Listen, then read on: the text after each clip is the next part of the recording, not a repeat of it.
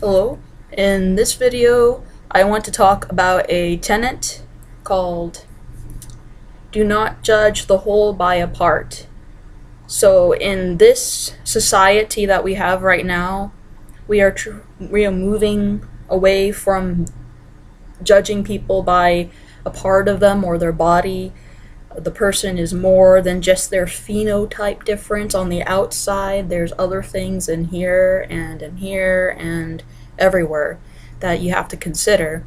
So, like, here's an example of this being in our how you judge the whole by a part. When you call somebody a black person, that's really demeaning because the DNA difference between white people and black people is not that different at all. Sure, there's like ethnic differences, but come on, we're the same species. We have more in common than we could ever hope for than just our complexion. So, and they evolved for different purposes too. So, instead of calling somebody a black person, you're letting their skin color define all of them. And just like I take great offense being called a white person because I'm not just my skin color. I know it's hard to realize, but I'm not just my skin color. I'm actually most of my everything is in here, and then the other stuff just makes this actually work. So it's very demeaning, I think, to any person with any complexion to be called by their complexion because their complexion is a part of them, not the whole of them. Now, the same thing about calling somebody a woman and a man, saying, oh, that person is a man, or look, it's a female, or something like that, right? Again, that's very demeaning because the difference between males and females is only less than a 5% difference between DNA. And that's very small, especially being the same species. That 5% difference is basically nothing. Okay? And so I think in the future it's going to get really fun because people won't be calling people by their parts. Instead, they'll be like, say that you had a person that was considered a black woman. In the future, people will be saying, oh, look, it's a person that has the characteristics of black skin and has a double X phenotype. So it won't be like they're a person first and then they have this list of characteristics that could mean some things based on the past, like, say, because in the past there was imperialism, which meant slavery and stuff like that. And then in the future, it doesn't mean that anymore because of the civil rights movement and everything. So instead of judging them based on a part of them, they'll take in the whole first and then they'll fill in the details.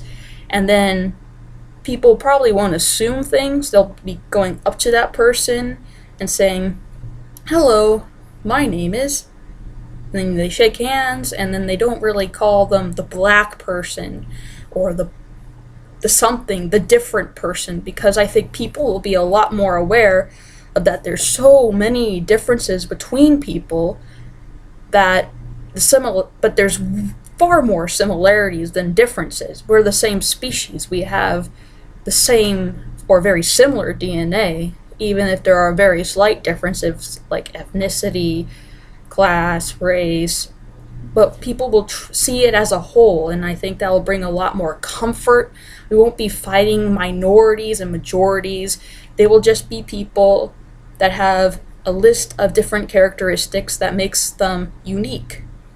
Like, say, what I never got was that why isn't there such a thing as I-ism or rate or like hairism? There's racism, which I think I don't need to explain. But say like somebody's like, oh, you know what? Like, okay, Cartman is an example from South Park is an example of hairism.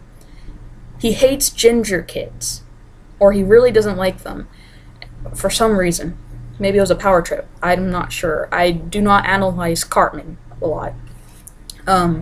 But that's an example of hairism. And I think in the future, and to our perspective, we kind of find that ridiculous, you know? And in the future, I think that people will find, like, trying to say, like, differentiate people between different colors and they're like their skin complexion, their ethnicity, what piece of dirt they happen to be born on this planet, called nationality, or tribalism, depending on who you're talking to.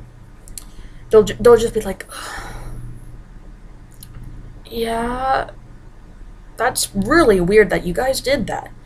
So I'm pretty hopeful for the future because I see the changes going as time goes on. It's a linear progression.